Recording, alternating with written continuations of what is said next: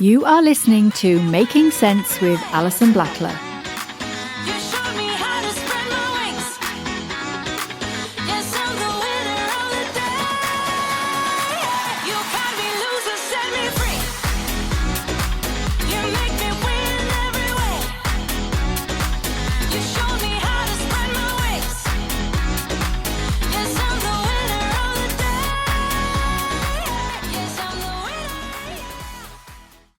Welcome to Making Sense.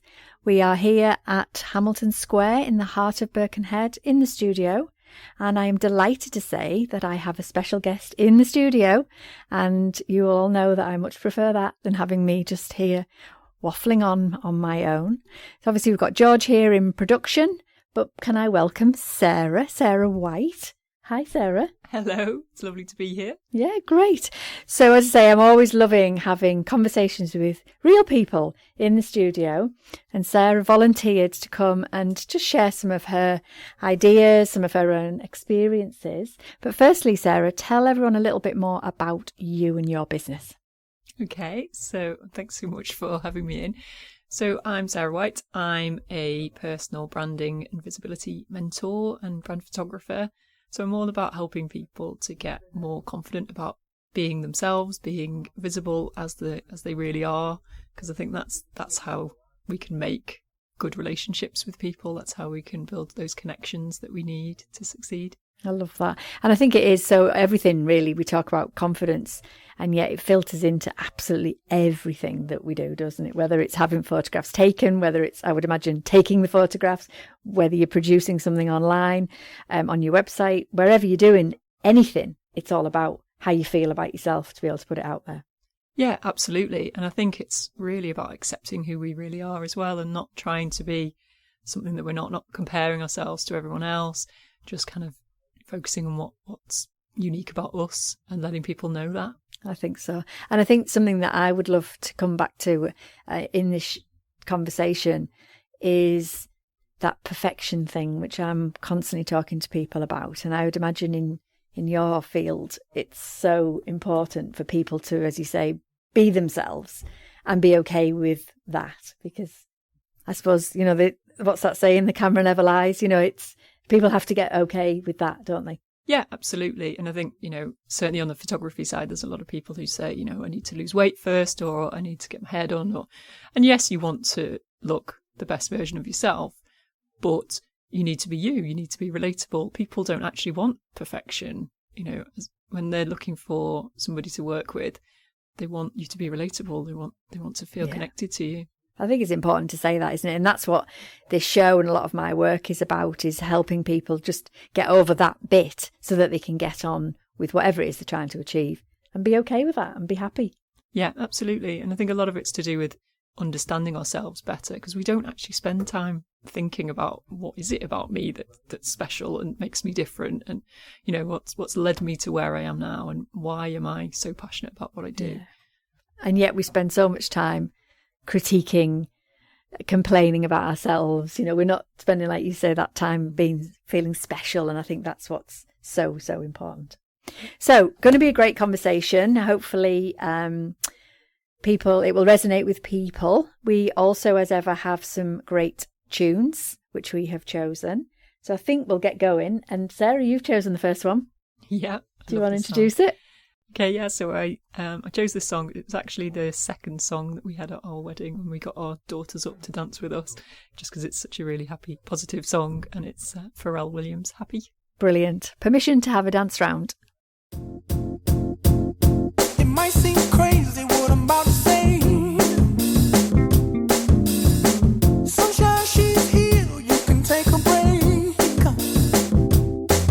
I'm a hot air balloon that could go to space. With the air, like I don't care, baby, by the way.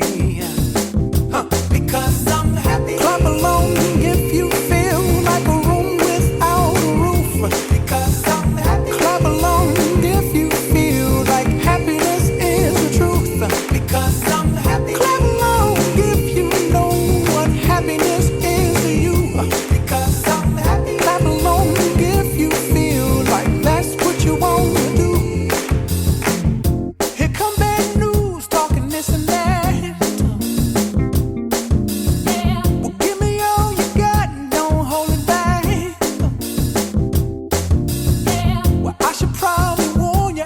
just fine. No offense to you, don't waste your time. Here's why. Because I'm happy. Clap along if you feel like a room without a roof. Because I'm happy. Clap along if you feel like happiness is the truth.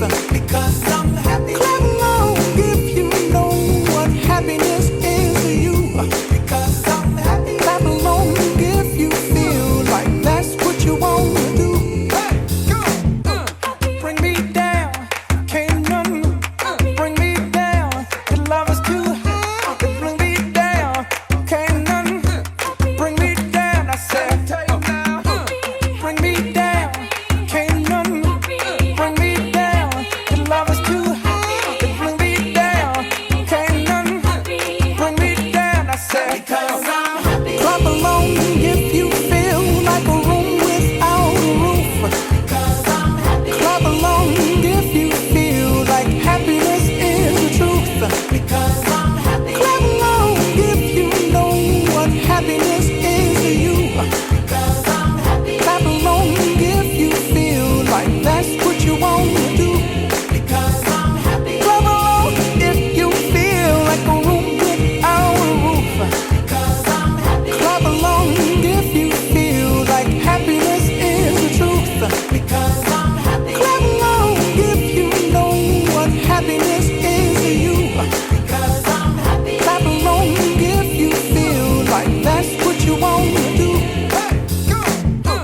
Bring me down. Can't none bring me down. Your love is too high. Bring me down. Can't none bring me down. I said, because I'm happy. Clap along if you feel like a room without a roof. Because I'm happy. Clap along if you feel like happiness is the truth. Because I'm happy. Clap along if you know what happiness is to you. Hey, hey, hey. Clap along if you feel like that's what you want to do. Because I'm happy. Clap along if you feel like a room without a roof. Because I'm happy. Clap along if you feel like happiness is the truth. Because I'm happy. Clap along if you know what happiness is to you. Hey, hey. Clap along if you feel like that's what you want to do. Okay, welcome back. Good little dance round that take you back to a nice, obviously a special day for you. Yeah, definitely. Brilliant, brilliant. Okay, so I think what would be really good is let's just talk a bit more about you, but also a little bit more about kind of your story, really, because we've all got one. I'm quite open about sharing my story that I wasn't confident at all when I was younger. I went off looking for answers and ended up realising the answers obviously partly were within me, but also I then trained through finding the answers and became a therapist. And then I've now got a business where I'm loving what I do because I understand. I get it, how hard it is for sometimes. But it'd be great to hear a bit more about you, Sarah, and where you've been and where you are and where you're going. Sure. Yeah, I mean, similar for me, really. My confidence levels were rock bottom a couple of years ago. I mean, even in my previous career, I worked in charities and I had a couple of opportunities to do some public speaking and just completely blanked. And I kind of decided that that was something I was never going to be able to do. It just wasn't in me. And then more recently, as my kind of current career, I realised that actually I can do anything that I set my mind to, and we all can. It's just we've just got to work at it, and a lot of it is about mindset. We've got to kind of get our heads around what's holding us back, what the fears and doubts are. So I've done so much work on myself, and now that's why I do what I do. Really love helping other people to come on that journey and realise that we've got so much potential, and we don't need to hold ourselves back. We can get out there and do what we want to do. I think it's so important, isn't it, for us all to hear each other saying that, because so often people are struggling with their mindset, their beliefs, their energy, their everything really, and they do think that they're the only one. They're the only one that's experiencing that, whatever that might be. And so often in my work, especially my one-to-one work, I we start talking about what someone's struggling with, and then I might ask a few questions, and you can already see by my questions they're thinking, oh, hang on a minute, maybe I'm not the only one who is that, because why would I be asking that question? And I think it's these kind of positive conversations help people know exactly that. You know, somebody here who's on the radio today is saying, actually, I started out, in fact, two of us started out feeling like we didn't know what we wanted and where we were going. And I think that in itself is so important. And that's why sharing stories does resonate for people. It helps them make sense of their own mind, but also helps them think, hang on, I can do it too. Yeah, absolutely. That's it, isn't it? You know, we do compare ourselves to other people, but actually along the way, there are people who can help us. And when I was really kind of unconfident and I wouldn't go to any networking events, I wouldn't seek help. And so I did think I was on my own. And it was only when I started to actually look for support, I started to realise that everyone has these things, you know, imposter syndrome I'd never heard of. You know, it was just something that I felt. I didn't realise that everyone feels it. And it's so empowering to actually know that we all go through these battles, but you can come out the other side. Yeah, because it just takes the pressure off for the beginning of whatever it is that people are trying to achieve. If you can just know that there's others out there who are similar, who have been there and have maybe found some of the answers, just to know that takes the pressure off. It literally just, the pressure's like, oh, you can literally see it in people's shoulders. It's like, oh, is that... Okay, good. Right. I can then start with my journey of making those changes rather than think it's just them. Yeah. And that they're broken. Yeah. And realising that there's people out there that are like you as well. You know, it's often you assume that the really confident people have always been like that. But, you know, you don't have to change. You don't have to be a completely different person. You don't have to be a different bubbly personality in order to be visible and let people get to know you. You can do that in your own way. And that's what I'm really passionate about, is helping people to realise that you can still be a shy person, you can still be a quiet person. I am, but you can still be seen, you can still get your message across, and you can still let people know what they need to hear. And I think that is so important to highlight again, Sarah, and I love that, because again, this just fits in perfectly with what I'm trying to help people do. Is we often think that the person who is the loudest or the brightest or the shiniest is better, and actually, you know, people then come on feeling, to me anyway, thinking they are less than, or they're never going to get there because where they are and where this other person that they've seen feels massive. And it maybe is. But actually what I'm often talking about is we need to make it right for you. Whatever that looks like for you is the right thing. Yeah. So it might look different to them, but so we're not changing who you are. We're changing just some of those shackles, some of those ties. Yeah. So that you can fly in whatever way you are, you know, big fan of people being themselves, whatever that might be. Absolutely. And that's it. And, you know, you don't have to do everything at once. You can take, you know, one step at a time, and you can make your own rules. You can do it in your own way.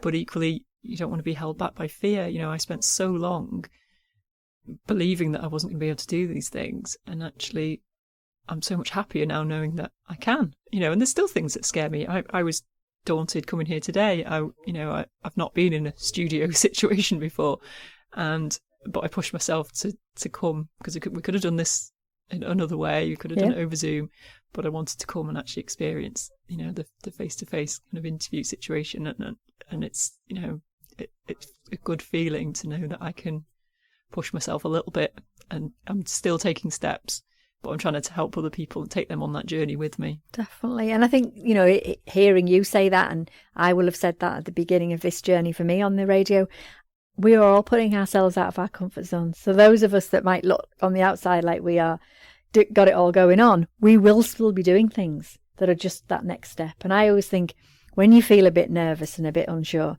it just means you're on the edge. You're just on the edge of something new. And that is scary and exciting, and probably a load of other stuff as well. But if we listen always to that internal dialogue that's saying, no, you can't, and you're not good enough, and no one will want to listen to you and all that, if we listen to that, none of us would do anything. We have to just be respectfully quiet and that down, that voice. maybe give it a little hug and say, because it's there for a reason. You know, our brains are trying to keep us safe. So when there's something new, it's going, we haven't got a reference. We don't know what it's going to be like. Let's not do it. And all this internal chatter. We have to quieten that down carefully and gently, and then take that big step. Yeah, absolutely. And I think for me, I always talk about the end result of what we want to achieve. You know, I want to help more people, and I can't do that if I stay within my comfort zone and I never get out there and get my message out there. So it's worth it. You know, if you weigh up the two things, it's more important that I do make myself feel a bit uncomfortable so that I can help those people that, you know, might be listening, might be hearing what I've got to say and might really need to hear it. And that is it, Sarah, isn't it? Is people then can relate to you because you know what they're going through. Absolutely. And I think that's critical. It's the same with me. You know, you'll often hear me talking about people who might have been on a coaching course for a weekend and then pop up as a coach, you know, and it's like, oh, how much have they looked at themselves? Because if you go on a proper journey to train to be someone like me, it's probably the same with you in photography, you will have explored a lot of the stuff yourself. You know, a lot of the techniques, a lot of the things that I talk about. Absolutely, I can put my hand on my heart and say, I have been there. I've been there when it's been tough for myself, and I've been there when I've suddenly had that light bulb moment where I thought, there's the next little bit. And I'm sure it's the same for you. So just genuinely being able to say to people, I know how hard it is, and I'm here because I'm slightly on the other side, or maybe just a little bit further down the road than you. But come with me because I can show you. And that's what we all need to do, is look and watch and observe people who are just maybe a little bit further down the road to us. Yeah, I think that's it, isn't it? And sometimes I feel like, you know, who am I to be teaching people about visibility? Because I'm not everywhere that I want to be yet. But I do know that I've come a long way from where I was, and I can help people because, as you say, I've got that understanding of what that feels like, and I know what I did to overcome it. Yeah, and I understand the feelings of, you know, people who are mums potentially, or people who've been in a corporate job for a long time, or, you know, we kind of lose our identity. And actually just taking that time to think about ourselves and do a bit of work on ourselves is so important, no matter what situation we're in. But as you say, we do feel like we're on our own sometimes. So often. And this is why listening and thinking about what you're listening to, what you're feeding your mind, feeding your ears, is so important, that it's going to be something that's nourishing, something that's going to give you something to help you take those little steps forward. Nothing major, just little steps forward. Yeah, absolutely. Okay, let's have another tune. And I've chosen a tune from Lizzo, who, if any of you know anything about Lizzo, she absolutely just goes for it. She's amazing, got a big personality and a big message, but hers is very much around just be you and not worry about what everyone else is doing. So we are going to play To Be Loved by Lizzo. I hope you enjoy.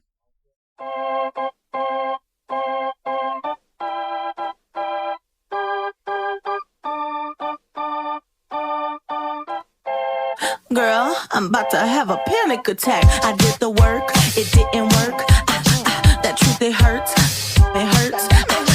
That lovey-dovey was not a fan of it. I'm good with my friends, I don't want a man. Girl, I'm in my bed, I'm way too fine to be here alone. On the other hand, I know my worth.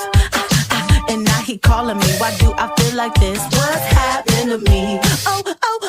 Am I ready? Ain't no doubt. Am I ready? What you talking about? Am I ready? You gon' figure it out. To be loved, to be loved. Am I ready? You deserve it now. 'Cause I want it. That's what I'm talking about. Am I ready? You gon' figure it out. To be loved, to be loved. How am I supposed to love somebody else when I don't like myself? Like, ooh, guess I better learn to like this. Ooh, it might take my whole life just to do. He called me Melly, he squeezed my belly. I'm too embarrassed to say I like it. Girl, is this my boo? That's why I'm asking you, 'cause you know I've been through. Am I ready? Ain't no doubt. Am I ready? What you talking about? Am I ready? You gon' figure it out. To be loved, to be loved. Am I ready? You deserve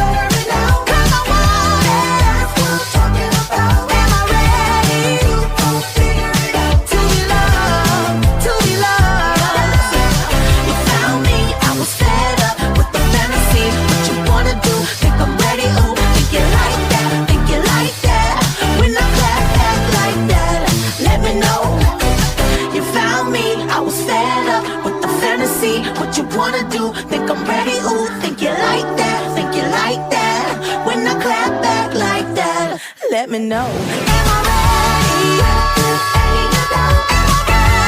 What you talking about? Am I ready? Figure it out. To be loved, to be loved. Am I ready? To suffer it out. 'Cause I want it. What you talking about? Am I ready? Figure it out. To be loved, to be loved. Am I ready? Yesterday I would have run away, and I don't know why. I don't know why. No why. Yesterday I would have run away, and I don't know why. I don't know why, but I'm ready.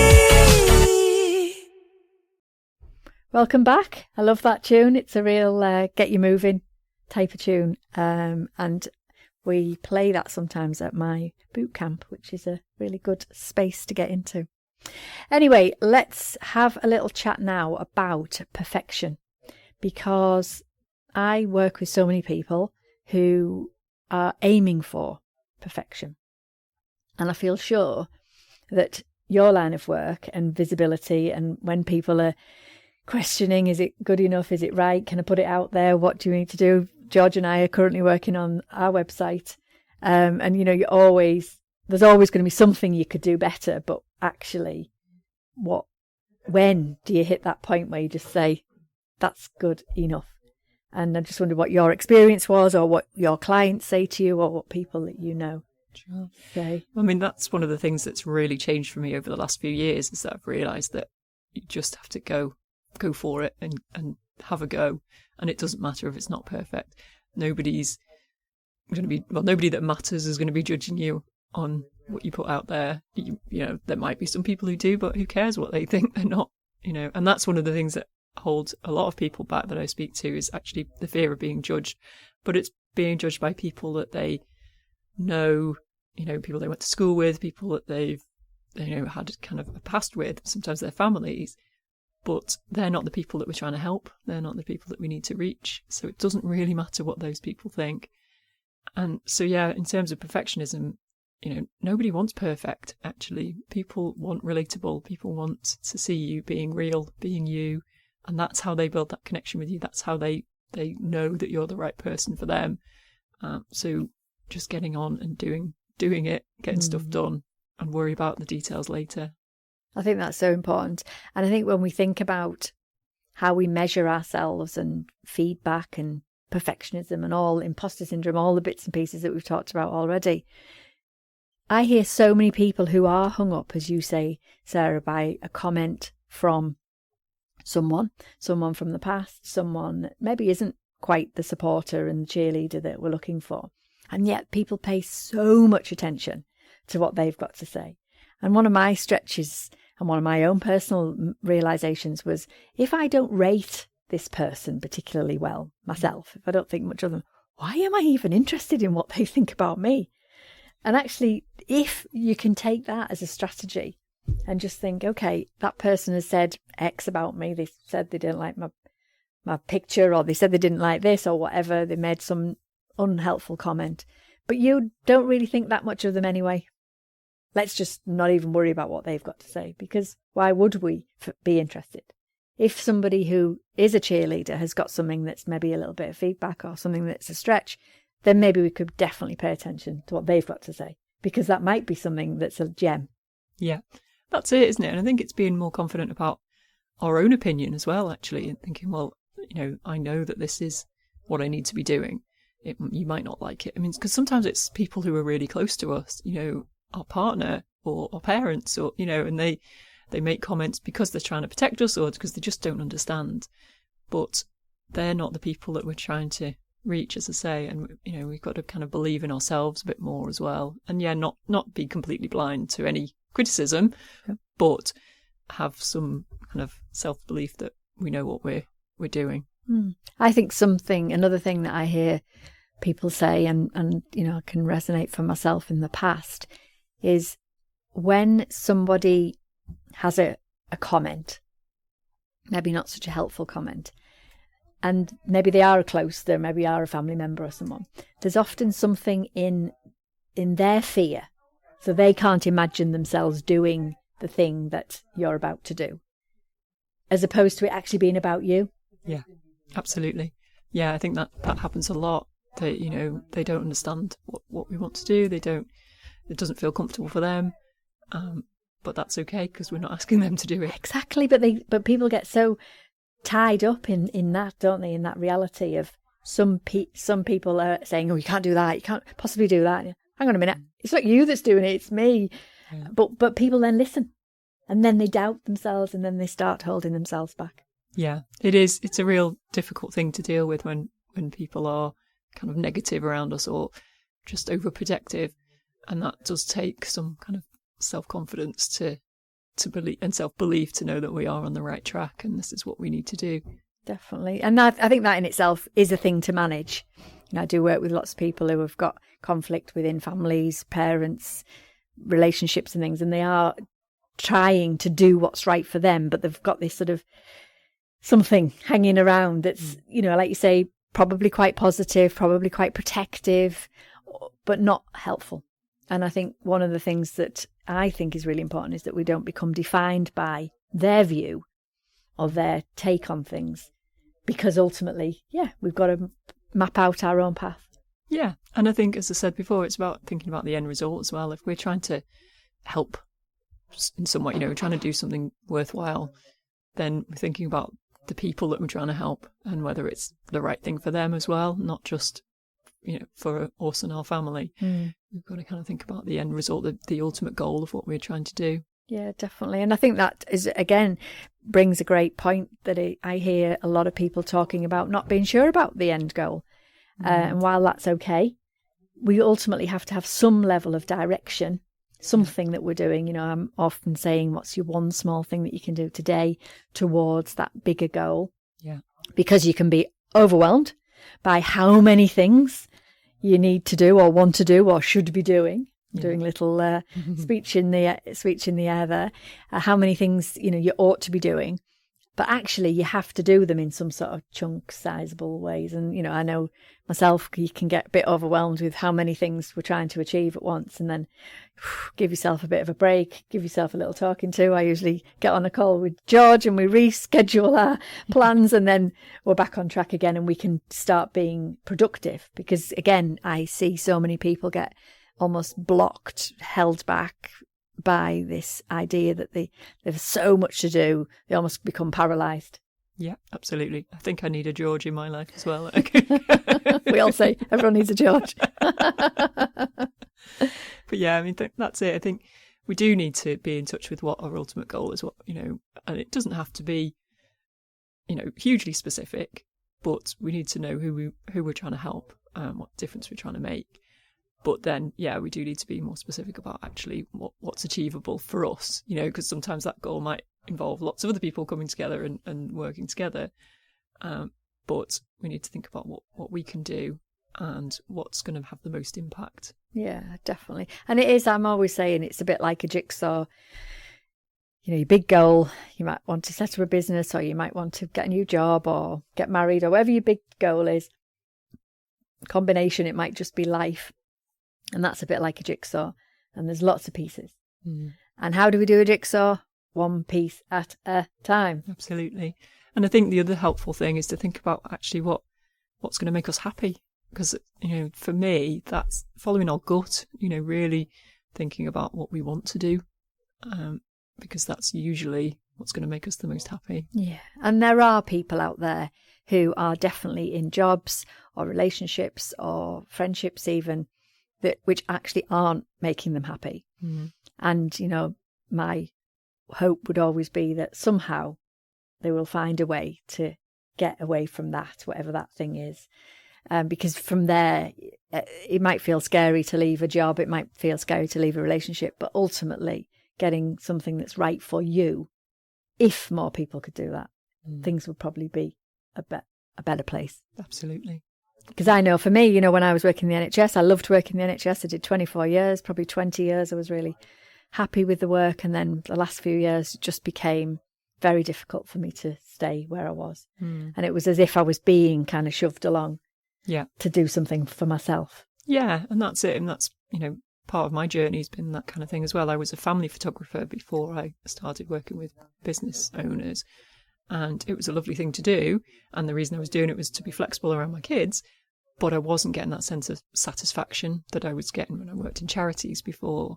So I knew that I needed to do something that was helping people more. And that's why I don't just do the photography. I do the kind of full package of helping people with their confidence, because that really makes a big impact on their lives. Yeah, and I love that. I love the fact that it isn't just come and get some photos. It's a much bigger piece than that, and I think it's really important, isn't it?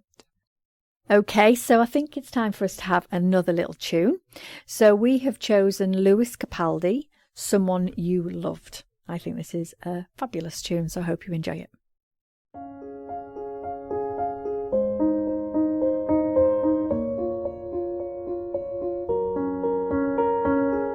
I'm going under, and this time I feel there's no one to save me. This all and nothing really got away, it's driving me crazy. I need somebody to hear, somebody to know, somebody to have, somebody to hold. It's easy to say, but it's never the same. I guess I kinda like the way you numbed all the pain. Now the day bleeds into nightfall, and you're not here to get me through it all. I let my guard down, and then you pulled the rug. I was getting kinda used to being someone you loved. I'm going under, and this time I feel there's no one to turn to. This all and nothing way of loving, go be sleeping without you. Now I need somebody to know, somebody to hear, somebody to have, just to know how it feels. It's easy to say, but it's never the same. I guess I kinda like the way you helped me escape. Now the day bleeds into nightfall, and you're not here to get me through it all. I let my guard down, and then you pulled the rug. I was getting kinda used to being someone you loved, and I tend to close my eyes when it hurts. Sometimes I fall into your arms. I'll be safe in your soul till I come back around. For now the day bleeds into nightfall, and you're not here to get me through it all. I let my guard down, and then you pulled the rug. I was getting kinda used to being someone you love, but now the day bleeds into nightfall, and you're not here to get me through it all. I let my guard down, and then you pulled the rug. I was getting kinda used to being someone you loved. I let my guard down, and then you pulled the rug. I was getting kinda used to being someone you loved.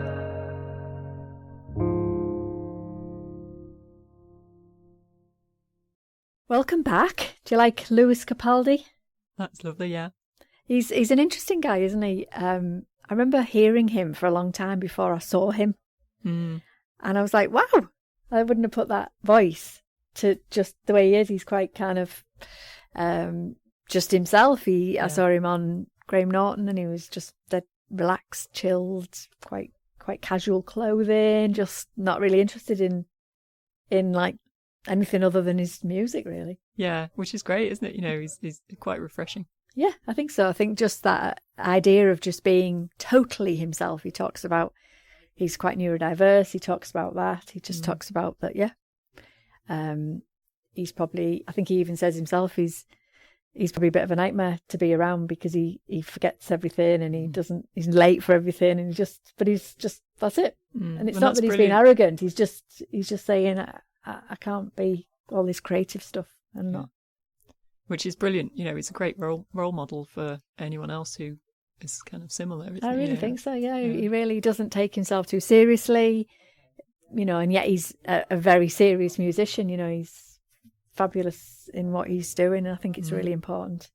And something else, and I don't know again what your thoughts on this, Sarah, are, but something else that I see quite a lot of is when creative people, and we're all creative in our own way, but particularly people who have to create something kind of externally, so whether that is music, whether that is art, something where people are actually creating something. What I see when those people, and this is a bit of a generalisation, but I've seen enough for me to be confident it's a thing, when they aren't doing their thing, when they're not doing their creative piece, creating their music, creating their art, doing the making, it's like their internal, their ability, what do I want to say, their creativity goes internal, and then they become creative in the mind, but not in a good way. So they often suffer with depression, real low mood, and it's almost as if their outlet is so depleted that they then go inside and then become really hard on themselves, very critical and very unhappy.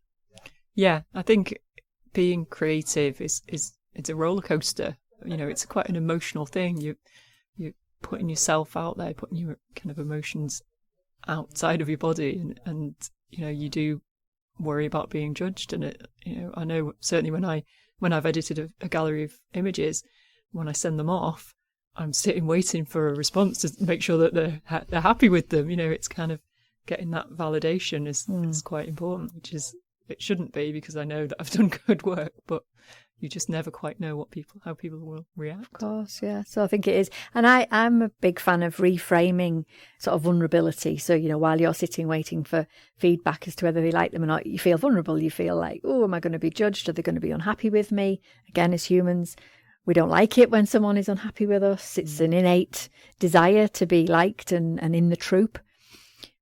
But so often that piece that you've had to do is, we're quite courageous, really, aren't we? You've put out your work, or for George and his band, they put out a new piece of music and they've got to wait and see.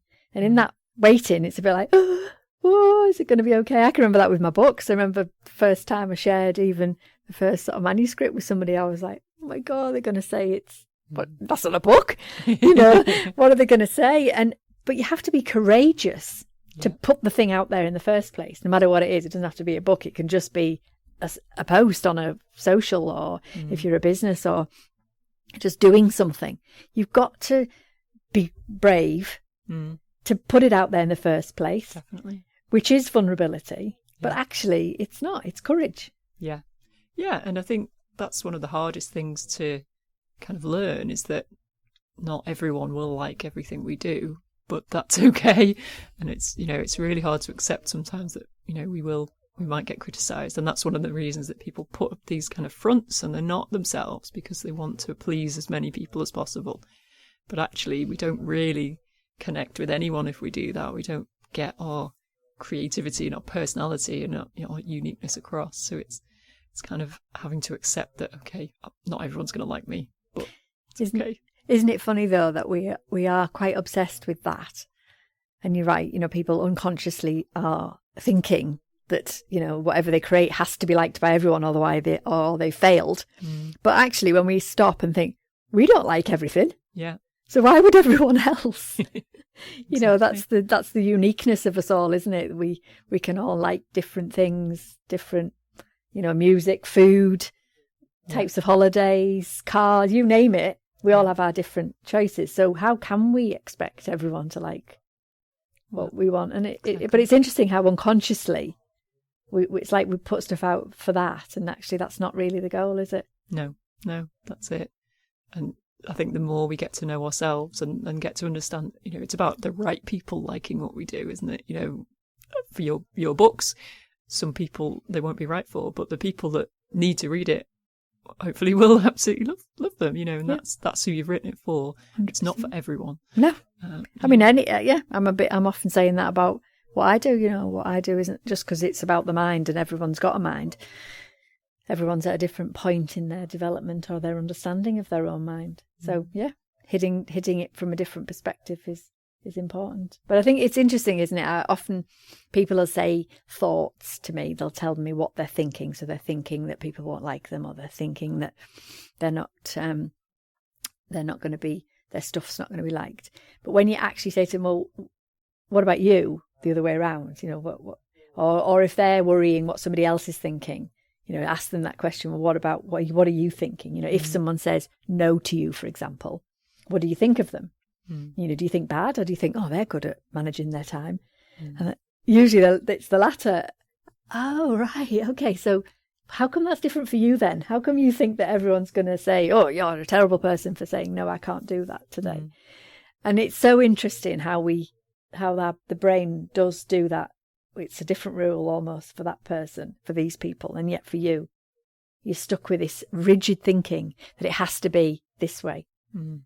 Yeah, absolutely. And it comes back to perfectionism as well, doesn't it? We think that people expect perfect from us, and they don't at all.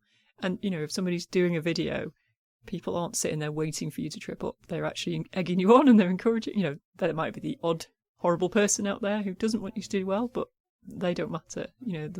Everyone else is urging you to do well, and just, be comfortable and be yourself.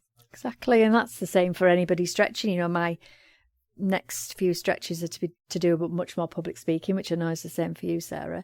And you're right, you can see all your audience as a bunch of critics, or you can see them all as a bunch of cheerleaders who, quite frankly, are probably sitting there going, I couldn't do that.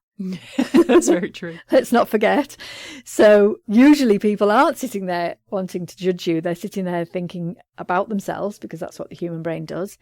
And then they will be, wanting you to do well, because that's the whole piece, hopefully, around each other and encouraging. Yeah. Let's encourage everyone from wherever they are. Absolutely. Most people are nice. Exactly. And like you say, we're not interested in those that aren't anyway.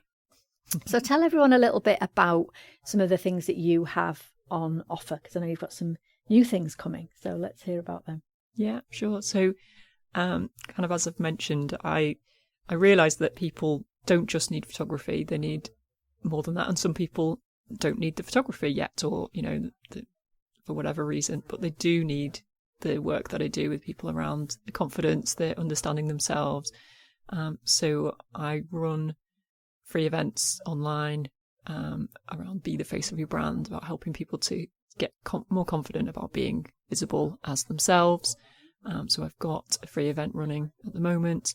I'm creating a membership that I want to be kind of ongoing support for people who need that extra help, because actually often we go to one event and we get lots of information from it, but implementing it all kind of goes by the wayside. So I'm hoping that I can support people on a more ongoing basis.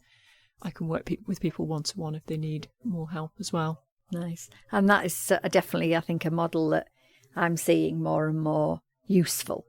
And the same in my line of work as well. I'm looking at something similar where people will have more small interventions each week, rather than it all be one-to-one with me, so that they can watch the videos again, keep going until it's in there. Certainly from my work's perspective, until it's there in the neural network, so it's actually a thing. People need it on repeat, and that's not because we're not clever or we're not good enough or any of those things. It's just that's the way the brain works. We will go back to auto, which is the default. If you're not feeling sure about yourself, that's your auto. So you've got to work hard repetitively. I always liken it to going to the gym. If you went to the gym once and could magically get fit on one session, great. Yeah. But it's not like that, is it? We have to go repeatedly, regularly, over time, and keep going. And then once you get fit, you have to keep going. So again, all of this is that. So it is about sort of likening it to the gym physically, or whatever fitness regime you've got. And that's what we're looking at, developing something different, no doubt, but similar as well. Yeah, I think that's it. And that's what I've kind of realised, is that people do need that ongoing support, because it is a step-by-step process as well, isn't it? As we said earlier, people can't do everything at once. So having that kind of repetition and that ongoing support just allows people to keep moving forward And that's, I think that's the best way to, because, it can be too overwhelming if you try and do everything at once. Well, I think that's what often I hear when people get just tired and exhausted and stuck because they feel overwhelmed, because they think they know all the things. The amount of clients who come on and say to me, I need to get everything done. Like, whoa, what does that even look like? How is that possible? But of course, the thing that we've got to remember is when we feel like that, what we're actually trying to get rid of is the overwhelming feeling. And when our minds go, well, if I got all these things done. So, if I'm thinking about your line of work, if I got all my website done and all my socials had lovely new photos and all my this and that, I'll feel great. Well, that's not realistic to have that as your set of goals. And also you won't, because you'll move on to the next thing and the next thing and the next thing. Yeah. So that feeling of overwhelm, we have to learn how to settle that in different ways than doing all of everything. Because otherwise that stops you. It literally stops people in their tracks. Really does. And the amount of people who I work with who report the same thing, I'm stressed. I've got too much on my plate. I'm trying to get everything done. So I'm working extra hours. I'm doing this, I'm doing that. And it just doesn't work. It literally doesn't work. And they're shattered then, burnt out, maybe get ill, maybe get a germ or something's kicking around. So they then feel their bodies have gone enough. And it's because they haven't prioritised and sort of sorted all that stuff out. Yeah, I think that's it, isn't it? You end up having to stop completely, whereas if you just take things a step at a time. Or if you think about marketing and all the messages that we get around how visible you should be in all the different places, it's huge, and there's mixed messages and there's so much information. But actually just taking control of that's what I like to help people to do, is just feel more in control, that they've actually taken conscious decisions about what the next things are going to be, rather than trying to do everything at once. Definitely. And I think when we know these things, but we forget these things when the pressure's on. Because it sounds so simple, doesn't it? Prioritise. And I'm a big fan of a to-do list, not a to-do list. Be realistic. What is it today that you can get done so that you can get your ticks? George and I both have to-do lists. And it's like, that's what we're doing. And we can get a tick, which gives us that oxytocin buzz, feel good, feel motivated for the next day. Not a to-do list, which is like overwhelming. That's where the overwhelm comes, and then we don't know where to start because we're in the wrong part of the mind. We're in that emotional part of the brain. So it is so important. Seems so simple, and yet we don't do it when we're overwhelmed. Yeah. when it's all going well, we're usually doing all these lovely, good strategies and good techniques for managing ourselves, and then as soon as it goes wrong, we drop all those. Absolutely. So often. Okay, let's pause and have another tune. And this time we are going to have The Weekend, Blinding Lights. Hope you enjoy.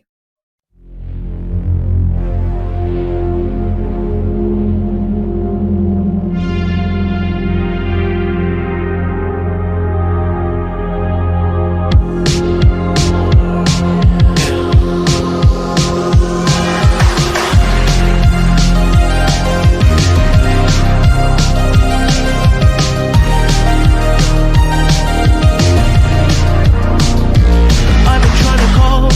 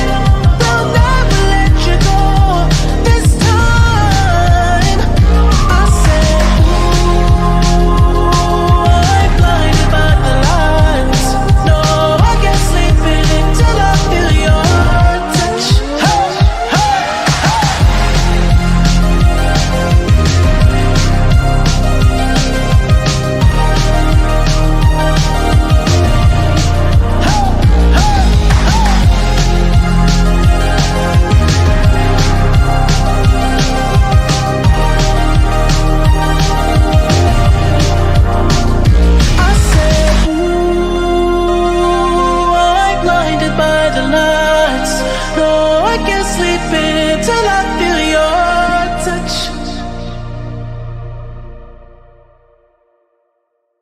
Welcome back. Another tune to have a little dance around to, in my opinion. We've gone really modern this episode, actually. All our tunes are within the last couple of years, I think.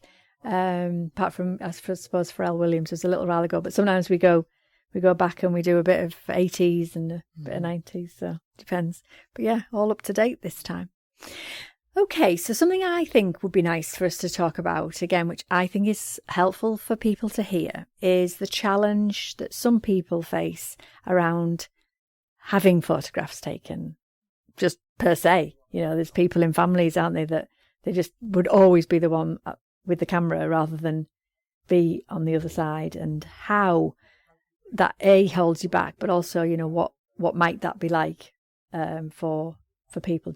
You must have conversations with people who say, I know I need to get some nice photos for my business, but I hate being photographed.